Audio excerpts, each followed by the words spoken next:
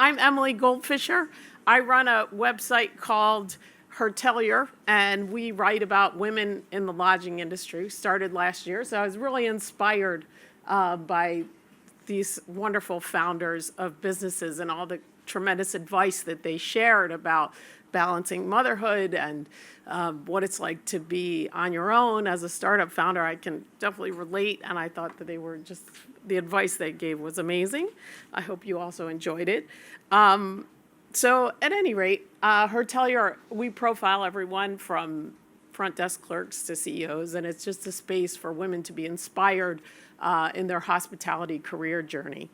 And I want to thank Alessandra for having me here today to lead the big conversation. That's what we're talking about today. And it coming off of the most unusual 2 years in the history of our lives and probably the world. And to talk about why leadership, women need to be leading in turbulent times. So without further ado, I'm going to ask my panelists to hop up on the stage and join me.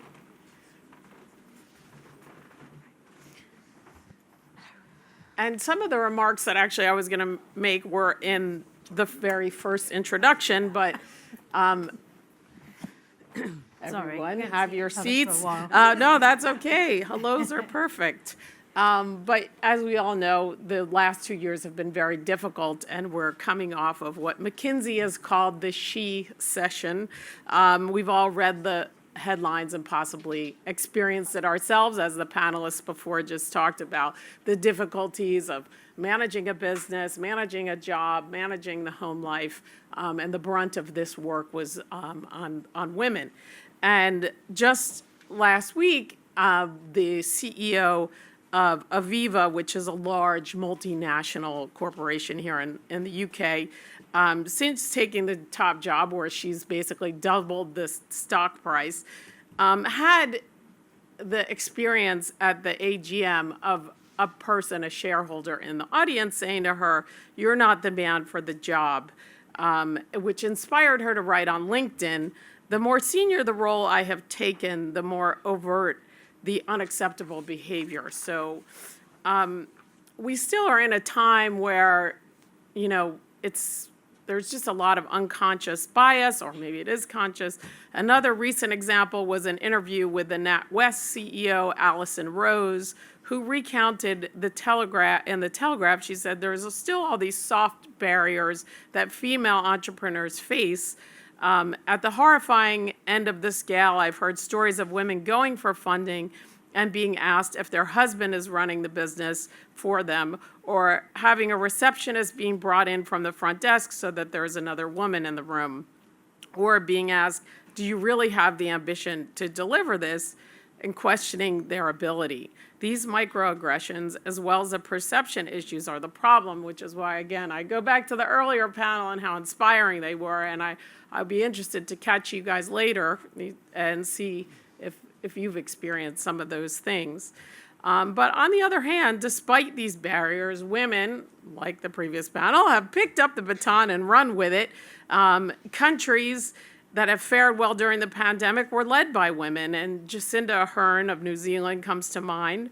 The crisis has given women a fantastic opportunity to show our ability to lead, and I am fortunate to be sitting here with some of those women and a man who is responsible for hiring many capable women. So without further ado, I'd like to let our panel actually introduce themselves, and I guess I'll start with you, Adolfo. Okay. So my name is Adolfo. I'm the Senior People Partner for EMEA. I work for Intrepid, only been with the company for 4 months. But my background is hospitality, travel, 30 years. 50% of that time has been in operations in the airline industry. And then I decided to change careers. I'm working in HR. So that's pretty much it. I deal with four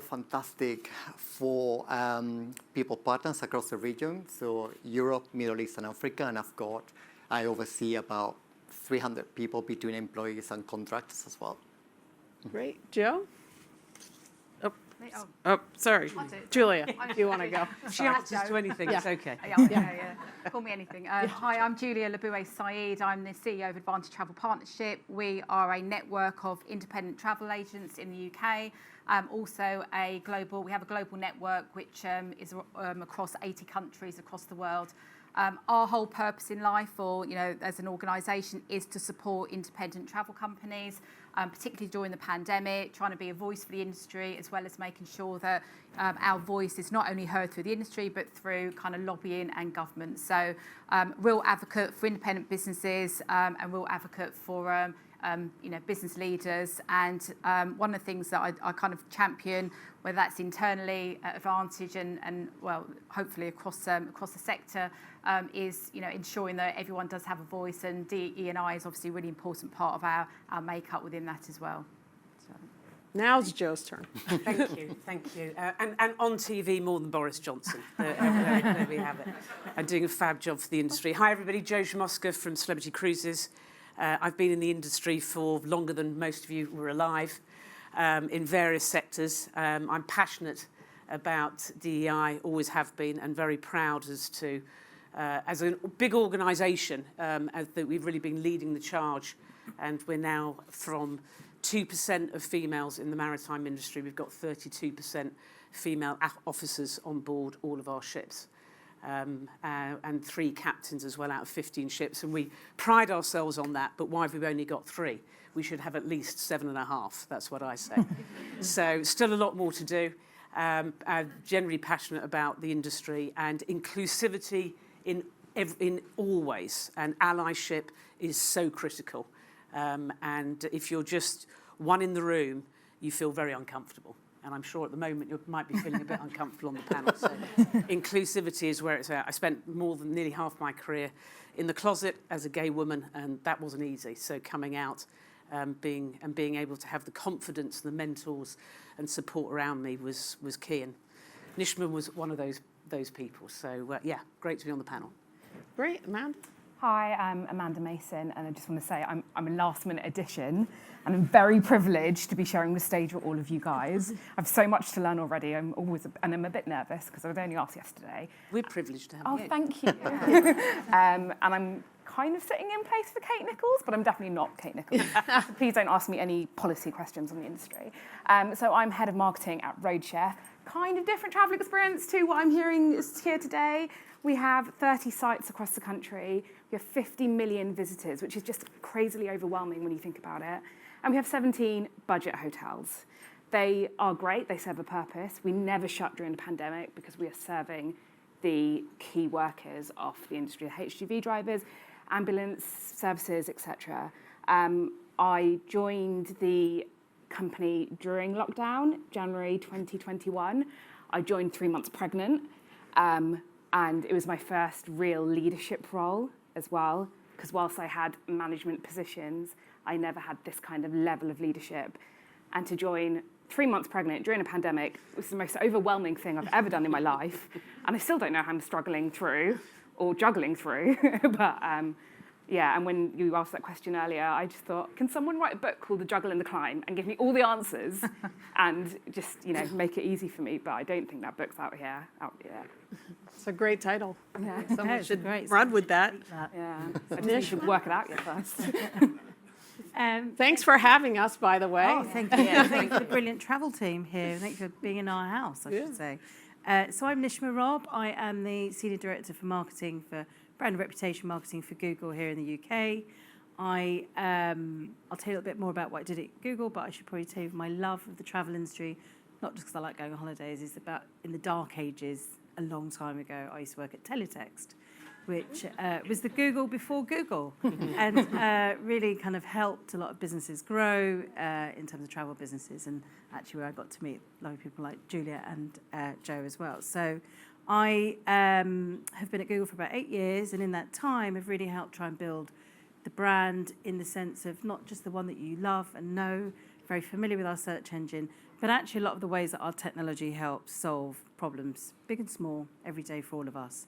A lot of the work I do is around supporting small businesses, use our tools, around championing the way that our products, the fact that we are built for everyone, means that actually it creates an amazing opportunity of being able to kind of give people those skills, those platforms, that leap forward to be able to kind of fulfill those dreams and make the most of their lives, which is such a privilege to work at the leading edge of technology, but one that is so grounded in its values and belief that opportunity is there for everyone.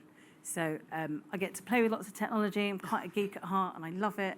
One of my favourite ones at the moment, I should give you my tip, is Hum to Search, which is an addition to our search product because I love music. I spend a lot of time on our YouTube music team, and I'll constantly be the person who's going, what's that song? What's that song? And now I can hum it. You can even hum quite badly, because I actually hum quite badly. It's not only just sing badly, I hum badly as well. And actually, Google thankfully actually recognises what I'm doing and tells me what song it is. So I can Wow. So yeah, a privilege to be here. And most importantly, I also have led a lot of our initiatives around inclusion. So from my own personal experiences as a woman, as someone as a minority, as a person of colour, from a working class background, you can tick all the boxes. Intersectionality is the most important thing. So leading our business, not just through the pandemic, but recognising actually the importance of visibility and storytelling to be able to really bring down those barriers. Oh, amazing. And I can't wait to hear more about your experiences. But before we get into that, I just wanted to take it back a step to leadership and quote from the American author and organizational behaviorist Adam Grant. Something he said struck me recently, and as he said, a toxic boss stabs you in the back, a selfish boss holds you back, a supportive boss has your back and propels you forward. Even more than performance, great managers invest in people. They promote growth and well-being, and a leader's duty is to care. So I just wanted to ask each of you, what do you think of that quote? And in your experience, what skills do you think are most important for leadership? Maybe I'll start with you, Joe. Start in the middle. Yeah, I think overall that quote is correct. I think from a leadership point of view, I think, and it's on the previous panelist with the Lux trip, is that your people are your greatest asset, without a doubt. And I think one of the incredible things I always look for silver linings, and I think what the pandemic gave us is an incredible silver lining of people appreciating people more. And I think that's where, to me, I really focused on what I call the 3 C's, collaboration, communication and coordination. And I think you can't overly communicate. And I think from a leadership point of view, you've got to be honest and you've got to be authentic. And that's when you take people with you. And I think that side of vulnerability that was spoken about earlier is something that certainly in my time of growing up as a young leader, that was something that you weren't allowed to show. You really had to be strong. And I think one of the reasons that from a female point of view, you sort of had to be, if you can't beat them, join them. And I think in some ways then, what we're really in a period now, which is so much better, is actually realising that being open, showing your vulnerability, saying I haven't got all of the answers and let's work on this together is so important. And I actually think that mix of male and female, because I genuinely believe that a diverse team is the best team. And one of my mantras is never look for the best person for the job. Never, ever look for the best person for the job. Look for the best person for the team. And because if you just go with the right person who's technically best for the job, you're not looking at what's really best for the team and the business. So, and I really feel that we've been enabled through that time to show our vulnerabilities and to be more open with one another, to meet the cats, to throw them off the stand, to put the laptop on. And as a result now, I think the work-life balance, there's a far greater opportunity and that we can embrace that. And I think there's far greater trust. And I do think, I wouldn't say that just women bring that. I think that probably there is that soft management versus soft power versus hard power. I think we're all learning that a bit more, and I think that's very powerful. Yeah, those are some great thoughts in the empathetic leadership. Julia, does anyone else want to just chime in on that, add on to it? Can I just do one thing? Can I just swap with Adolfo? Because I feel really uncomfortable at these at the end. Oh, is that all right? No, because it just makes me feel uncomfortable when you sit there. Sorry. He was very happy there. talking about kind of leadership being inclusive, Yes, and very it inclusive. just didn't feel right. I suppose without repeating everything, I mean, I kind of agree with everything, and I think I think the last couple of years and what the pandemic has done is enabled us almost to reset reset those things that kind of weren't right. The work-life thing wasn't right. I mean, the lady that asked about the question about, how do you juggle? You don't. My kids are 21 and 16, and actually I think it gets worse. And you have different challenges that you're having to cope with, and I think as long as you know that, and I don't think there is no right and there is no wrong. You just got to do what's kind of what you feel is okay to do at the time. But I think the pandemic just enables us to kind of rethink about all those things that, that were difficult in work, that we were challenged in leadership, and actually what those things we want to kind of try and change. But I think just a couple of things. I think people absolutely. It is all about the people. And I think more than ever, the pandemic showed us that it's not it's the people that are running the business. And actually, if you get the team together, if you're great at communicating, if you can lead in the right way, you'll bring the people with you who actually you need to help the business survive and get the business through. So I think all those things that were just words before, all of a sudden, actually it was real. It really was. It was real. But I guess the big thing for me in that is just that communication. It's just making sure you are really crystal clear. And again, it talked about before about those goals and being clear about where you want to get to. I kind of disagree in a little sense, because I think the pandemic showed us no matter what you thought you were going to get to, you kind of never knew, because the goals kept changing. So I think having that agility as a leader is all right. You don't always have to know where you need to get to. You don't always have to have the answers. And I think, but actually together as a team, you're coming up with, what you think is right for that moment. And I'm sure, like everyone else who's managing a business, how many plans did you change over the last few years? I remember speaking to my peers and saying, what are you forecasting? What are you budgeting? Hold on a sec, right? What's the 6,000th budget forecast I pulled together? Because no one knew, and I think that's all right. So, the communication side really important, but actually, not having all the right answers, but as a team, you come up with what you think is the right thing at the time is actually okay as well. Yeah, the flexibility and agility. Adolfo, do you have something to add to that? Yeah, as you put me on the spot here, so I'm going to go ahead. Yeah. I mean, I completely agree with everything. And obviously, working in HR, it's having gone through the pandemic, and unfortunately being in HR, we've had to actually structure the redundancies, structure the furlough, and this is exactly what we're talking about, communication, all that type of information that is coming your way, and how you're going to manage that, how you're going to deal with that, but at the same time, communicate, be empathetic, liaise with your leaders. Your leaders literally need to be there to lead. From the HR point of view, we're there to support as well, but sometimes you just need to continue to remind everyone, guys, it's a team. It's exactly the same thing when we're talking about the biggest asset that you have is the people. It's not finance. It's literally people. We're going through this period at the moment in which literally it's new to everyone. No one knows what you're doing. You need to actually come up with that type of leadership skills that you have. Some of them innate, some of them you actually have learned it through your career. But how are you going to treat the people that are on furlough, that, according to the law, you couldn't actually deal with them too much. You cannot actually give them too much information, because that basically broke the law. But at the same time, you actually need to keep them engaged. On the other side, you've got the people that are working silly hours, because, you need to actually keep everything going. All that being managed, communication, but for me, the most important thing is empathy. And this is something that 2020 and 2021 have shown. Without empathy, that she session that we were talking about, yes, that will happen, but it will be a he session too.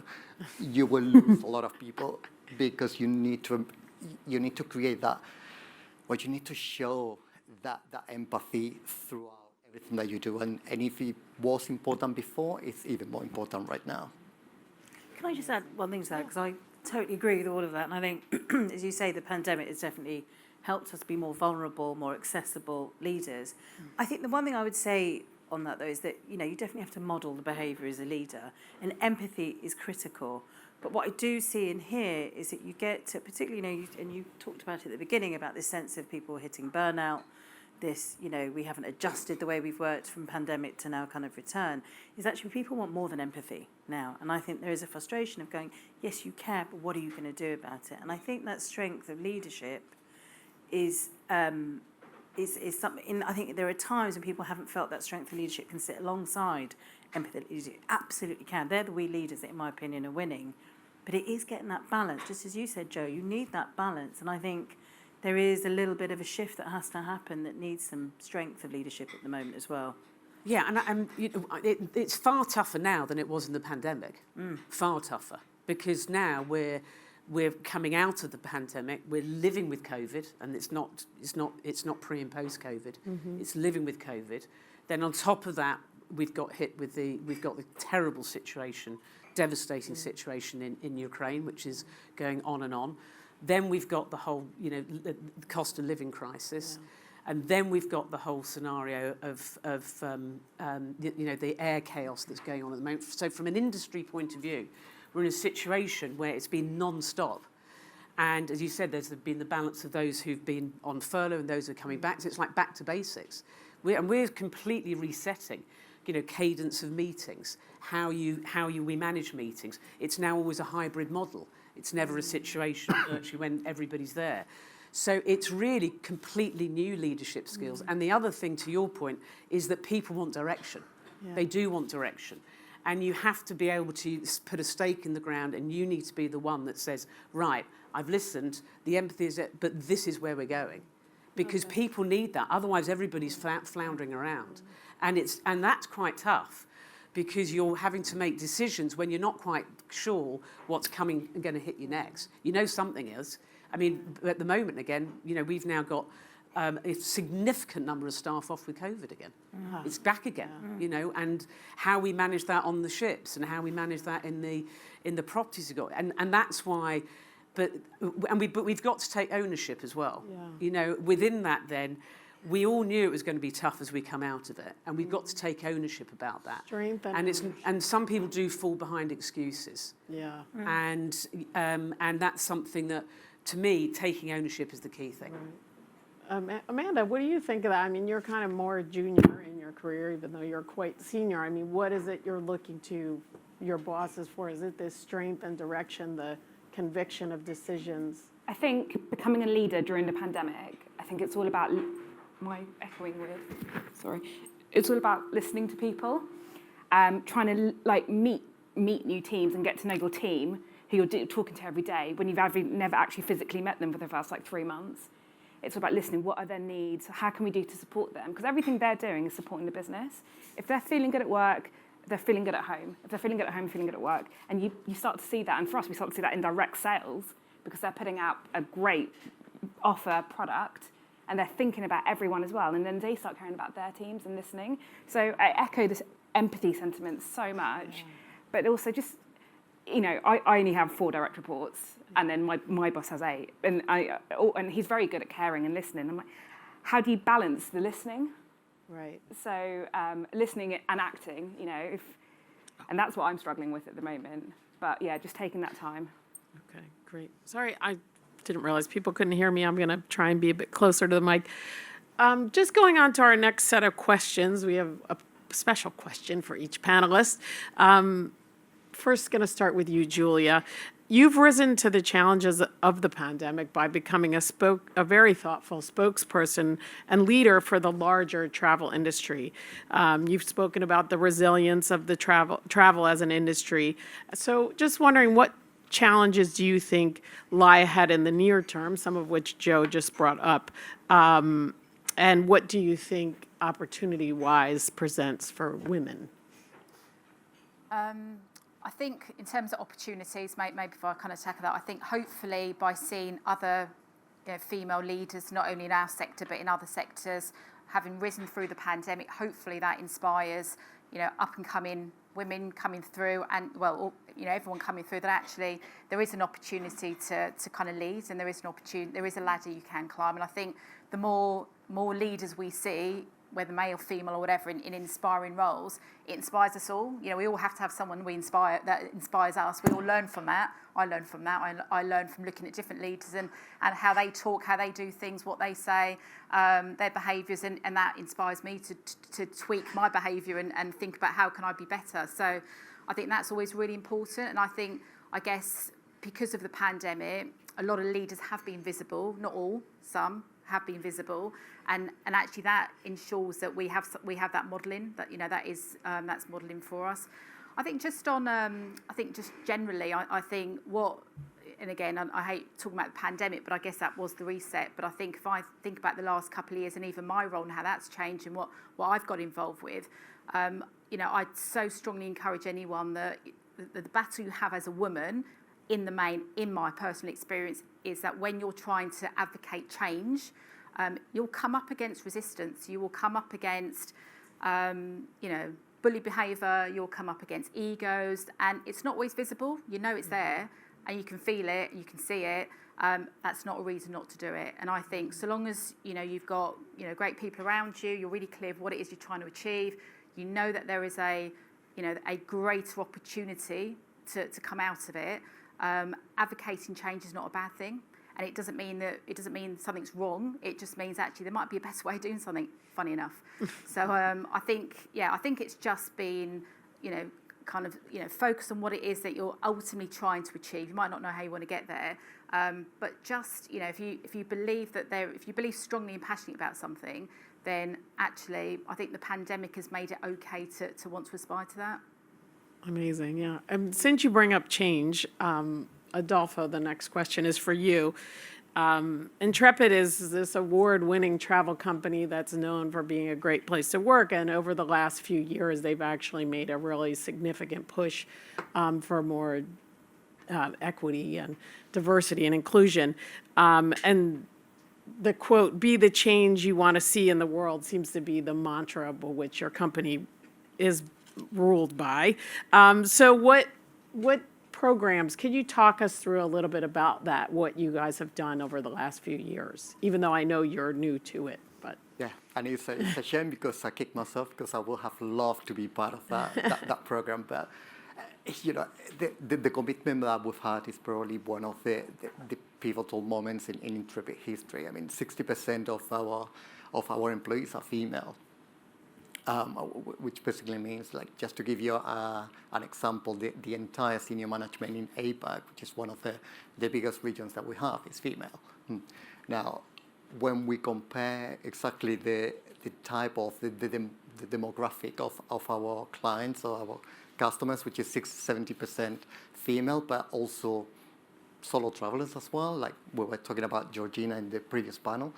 This type of clientele that we have, our biggest workforce is our leaders. However, we realized actually quite late, about 2017, that we didn't actually have the diverse workforce that we wanted to reflect exactly what we had in terms of the leadership or to our leaders compared to the customers that we were serving. So the company actually took the decision to implement specific goals to increase the number of female leaders throughout basically all the world, but specifically in regions where were more male-dominated. So we're talking about Morocco, we're talking about Jordan, we're talking about Tanzania, part of Africa. So with those specific goals, based on the feedback that we were having from the customers, we did increase the female leaders from about 150, pretty much double, to 354. Now, that is not a quick thing. This is not something that you do within a couple of months. We set ourselves 3 years between 2017 and 2020. Actually, we managed by 2019. But there was a lot of effort. And it's a shame that Zina is not here because she will have explained this better than I do. But she took it upon herself to lobby the Moroccan government to push for women to be allowed to be leaders. Mm. There were other parts as well, talking to families, explain the role, help them understand what the team leader is about. but also create some type of framework in terms of safety, security, because I mean, you've got all these countries well dominated. It's a very prestigious role in which it's well paid. I guess that's why it's kept for men.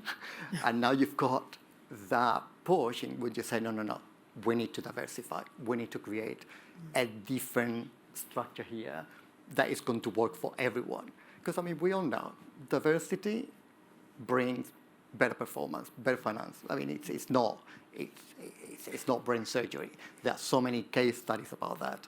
So in order to do that, we just wanted to create that diverse, which we've managed. Our next objective is actually create, again, increase the number of leaders in areas like Peru, Tanzania, to have more female porters. Again, it's, sorry. No, I was just going to say, and I think that comes from the top, because did I read that your board is 60-40 male, female to male? Exactly, and that comes directly from our co-founders, but also from James. So this is, having been in the company for only 4 months, is something that I've never experienced. I mean, from the HR point of view, you've got your core values, you've got your missions, your statement. I'm pretty sure we all have worked for companies that we've got that, but is it actually followed? Yeah, that's amazing. Thank you for sharing that. Joe, moving on to you, you've been at the forefront of making travel more inclusive. You touched on that a little bit earlier for both employees and customers. You recently spearheaded an initiative campaign, innovative campaign, all-inclusive photo project, which sounds amazing, which features pictures of underrepresented travelers captured by a collective of award-winning photographers and filmmakers, including Annie Leibovitz, and making these images available to the industry at no charge. What do you hope to achieve with this program, and why does visual representation matter so much? Yeah, I mean, we, as I said, from a point of view, DEI comes right from the top in everything that we're saying, and unless it truly is there in the corporation from the top, then genuinely it doesn't happen, together with the employee resource groups who really drive the change within our organisation. So we've had a big agenda from the LGBT community side of life, both from crew on board. We've one of the first cruise lines with a very strong trans policy, through to the gender change that we've made for the gender balance on board as well. Not just on board, but at head office as well. And during the pandemic, it did give us time. We weren't sailing 365 days a year with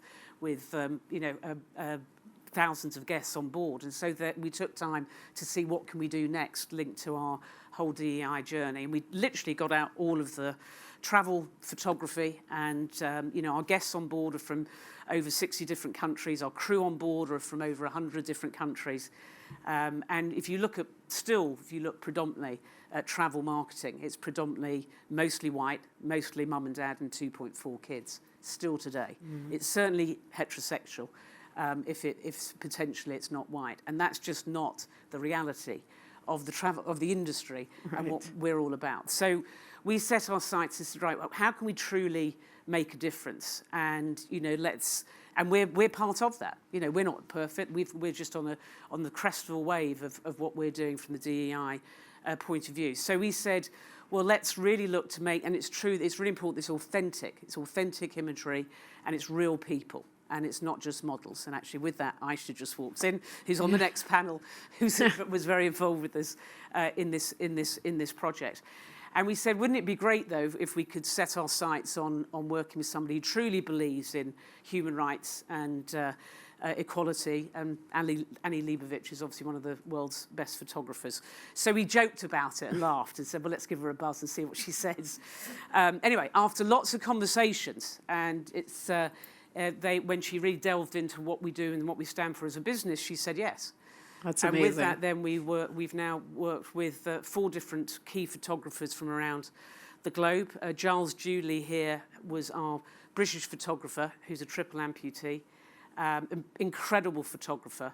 And together, then we did shoots with also an incredible lady from New York, queer black lady from New York, and then Asia, Chinese photographer down in Australia. So we've now got over 100 different images. They're all true, they're all authentic. I said Aisha was one of our guests on board with us and is on one of the next panels. And we said, but to truly make this work, we've got to make this open source. And that's the big difference. So please do, celebritycruises.com/photo project. It's all there to be used. And I'm delighted to say over 200 companies since we launched it have actually downloaded the imagery. So That is amazing. that is And what an accomplishment. Yeah. What a wonderful initiative. That's just blows my mind, and I can't wait to go look for those photos myself. Nishma, let's go to you for a sec. And at Google, you're leading the leader in online search. And recently, you were interviewed and said there has been a general awakening of consciousness. Only good things can come out of this pandemic. How do you see the way we communicate changing, and what are the stories women and minorities need to share more of to garner more equality as we move away from the pandemic? So before I answer that, I just want to say, Jo, I think that's amazing. And I think this panel's about leadership, true leadership, because equality, inclusion, representation should never be a competitive advantage. Yeah. And true Clap leaders. for that. So I think my quote was roughly around, I'm kind of like, remember, when did I say that? Why did I say that? But I'm going to reflect on what I thought. I think the pandemic was a moment of consciousness, so all those years, and how many of you, I'm sure, will share this, have been told, I don't know if flexible working will work. I don't know if these are things, endless barriers that we have all faced. And even as leaders actually try to challenge ourselves to solve, overnight, we all moved thousands of people home. We continued operating. We operated and we came together and did it. So this idea that things weren't possible in a moment, in a flash, were demonstrated they could. And those myths of belief of, can you work from home? Can you juggle? Actually, the visibility of how many incredible women and parents were able to do that juggle and perform their jobs. The people who had to adjust in that way, for me, was the greatest opportunity of bringing down those barriers. All of a sudden as well, the democratization of being a little square on your window of a VC, if that's the way you were doing your work, and a window to people's homes, we were all the same. The hierarchy had gone, the opportunity of being able to show that we have lived lives, not just the one that perhaps is perfected when you come in, is the greatest thing that I think in terms of being able to propel that opportunity of how do we drive equality, I think is there and has to be held on to and move forward. And I think it is challenging, and actually it's interesting because and it saddens me, the idea of the she session, and I've seen a lot of reports around this. One of the worst things I've seen, and saddest things I've seen around the pandemic, and particularly women, kind of recovery posts, is that 80% of midlife women will potentially will lose their jobs as we come out of this in the next few years. And that's because they're either seen to not be relevant or not wanted to be invested in. Mothers are suffering more through this period as well because of being caregivers. And that's going to set us back. Yeah. What I am seeing, though, because those are the negatives, what I see is the positives, is we run a program where we offer free digital skills training to anyone and across not just Google, any platform, to help people in their everyday lives, to help them launch businesses, to help them recruit more people. 70% of the people who take that training are women. Amazing. And we're not promoting that more to women than men. Yeah. They're just taking control. So when they're dropping out the workplace because they're fed up of the way that things aren't changing and evolving for them, they're going off and doing it themselves. Yeah. And that's the greatest thing and the power that I see. And they're coming back and they're arming themselves as leaders, and they are being more demanding, and they are, being intolerant and impatient of that change. And that is exciting because we will set ourselves back unless we actually use this opportunity as real kind of fuel to the fire to drive change. And I think in terms of that sense of intersectionality, which I'm a firm, nobody wants to be labelled and put into a box. I've hated it my entire life of being, I won't fit in any box, ever, and nor should anyone. But that respect of life stages of women, of your sexual preference, of your ethnic background, whatever your choice is, disability, ability, however you want to phrase it, is humanity for me is the greatest thing that has come out of this in leadership and as a respect for each other. But it's not something you can take for granted. You can see it slipping away regularly. And I've always had a very simple thing. You don't need lots of tick boxes on a form. You don't need lots of training courses. What we know we're thankfully given at birth and have with us is you just don't need to be an arsehole. It's a really simple thing. Being a bit kind. Key takeaway right there. Key takeaway. Key takeaway, you don't need to be Really an simple asshole. advice, but it stood me well in life. Very good, very good. Well, with that set up, Amanda, you recently returned to, as you mentioned earlier, a new post running marketing for Roadchef after maternity leave. And one of the things that we've also seen is how difficult it is for new mothers or new parents actually to come back to the workplace after having children. And it's a very difficult juggle that is not really supported either by companies or by the government. I'm just wondering, how are you finding it, and what changes would you like to see made either governmentally or from the corporate sector? So governmentally, the cost of childcare needs to go down. It's absolutely ridiculous. Yeah. My husband's a professional. We have relatively good salaries in the house. If we have one more child, one of us can't work, and it's probably going to be me, right? So now I'm limited to having one child to keep my career going, and that really, really pisses me off. There is a march in October if anyone wants to join. Yes. About it. wanna I join. can send details out. So that, for me, from a governmental side, that has to happen. It needs to be capped because it also is, if you live in London, it's more. If you live in Wales, it's slightly cheaper. If you live more remote, etc. So yeah, that's a big thing for me. I think one of the things I would love leaders who are mums is to be more open. I had so I went back to work in mid-December, January, let's say January, so I had a 5-month-old baby. My husband was off for a month, and then he went back to work in February, and my son got norovirus. I sent home for 2 days, but he was fine, a little bit sicky. He was absolutely fine, and I had this big strategy meeting with our brand agency. My first one of the year. It was going to kick off the full plan for this year and going into next year, and I was so excited by it. And so I said, actually, can you all come? I live in Reading. Can you all come to Reading and do the meeting there? We'll book a meeting room. And they were like, yeah. And I'll take the baby. It's like, Jess Garden does this, or Jacinta Rodden does this all the time. Like, it's easy, right? Just put him on your hip. He's 5 months old. He barely does anything. Everyone loved it. Loved the baby, blah, blah, blah. This was on a Friday. Monday, all my team phoned in sick. Everyone has norovirus. The whole agency. Oh, my God. And that was me. That was a complete, if we talk about moments from the last panel, that was a moment to be like, why? Why do I need to be the mum who has it all? Because actually, I'm not. And the ones who do have it all probably have this amazing team and village and paid team behind them, and I don't. I just have my nursery, and I have my mum on the weekends, and that's it. Most people don't have it all. I know. But you think you can. You give me a new project, and I want to do the best. And being a parent, I was like, I'm going to be, I'm trying to be the best marketer I can be in my career, so I'm going to be the best mum and the best marketer, and try and do. And you can't. And some days, my son gets all my attention, and some days, work get all my attention, and I need to make that decision every morning of what that's going to be. My day typically is wake up at 6 a.m. because that's when my little human alarm wakes up, and then I take him to nursery for 8. I pick him up at 5. Between 5 and 7, me and my husband both stop working if we're home, and we just have 2 hours of family time. He then goes to bed, and both of us are back to working. We eat dinner at our desks as well as lunch and breakfast. Wow. But that's the only way that I know that I'm going to get to that next step in my career, because there are not any facilities at the moment that are supporting me to live life in any other way. Yeah. So, and do you know what? I'm complaining about it, but I love it.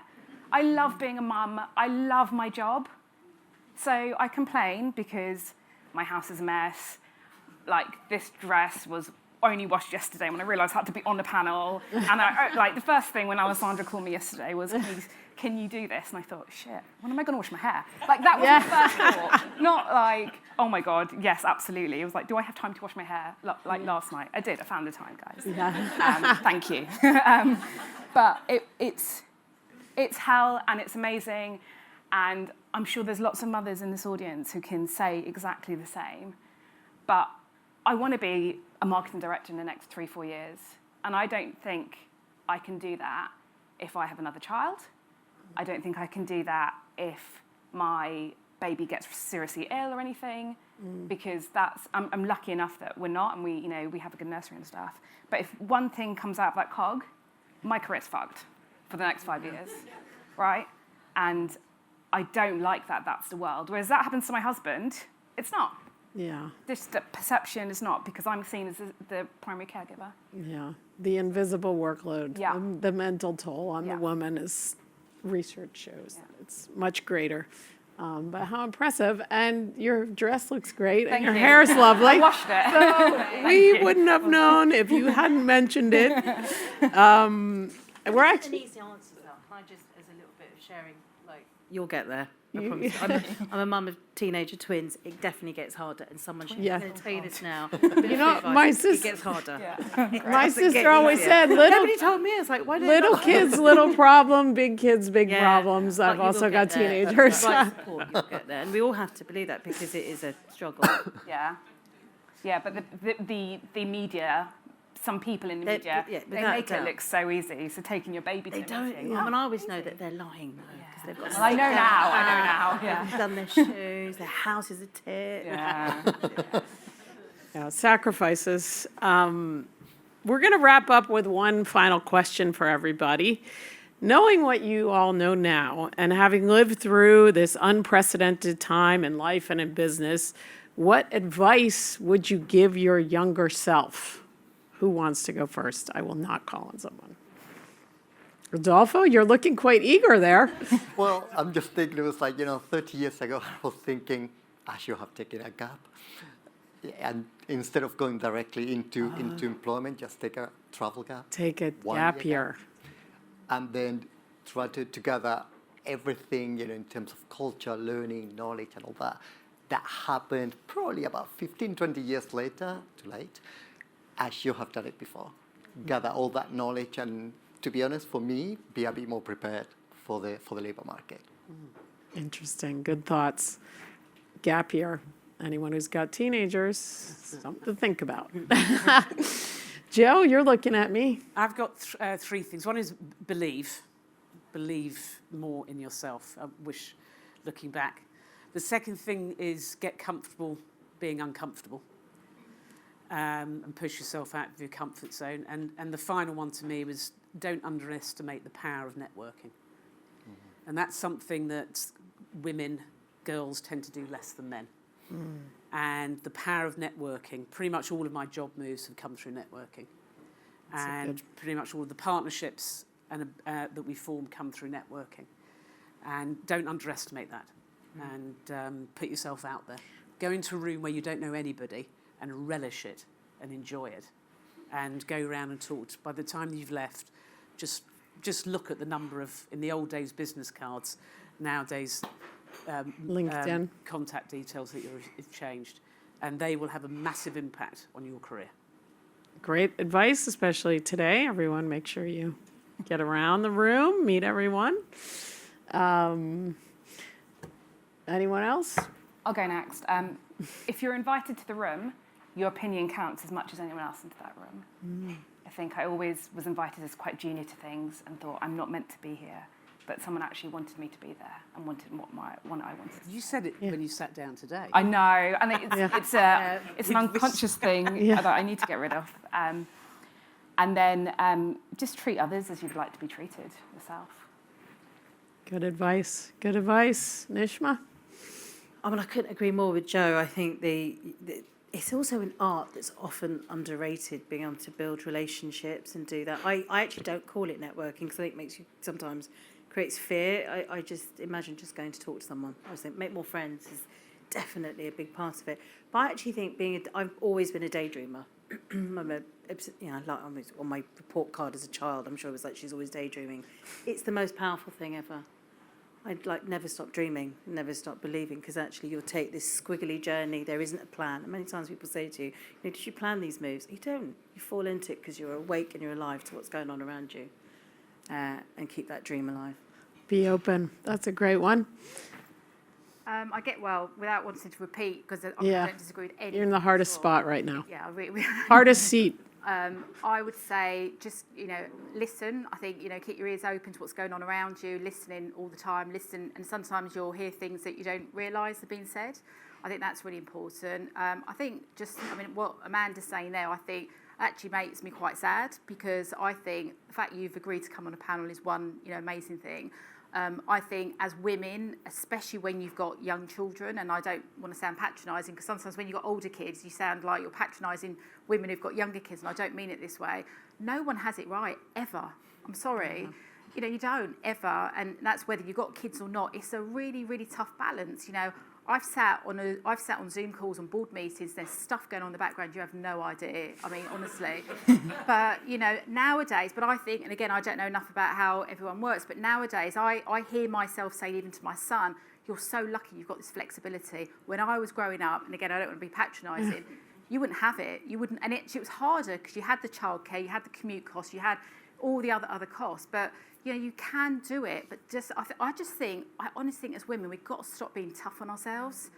There is no perfect mum. There is no perfect life. We've just got to make it what we want it. And honestly, I think the minute we just stop thinking there is this perfect utopia out there, that's the time when we can sort of sit back. I honestly sit back now and think, actually, do you know what? Yeah. My kids hate me at times because I'm on my phone and I'm sitting at a birthday meal and I'm ignoring them, and that still happens. And whatever, they'll get over it. I'll just bribe them in some way and they'll get over it. And I think, you have to just do what you have to do. You do, and it's fine. It's all right. You will be fine, and you'll climb that ladder. Don't give up on that. Have another kid. Just do it. It's fine. Honestly, I do. You do. So, Well, thank you. Thank you. What a wonderful panel. I'm going to open it up to questions if we have time. I don't know if we have time. No time. No time for questions. This is your first chance to do some actual networking. Just go find them and ask whatever you wanted to ask in person. Thank you all very much. Thank you. I think we have a break. Thank you.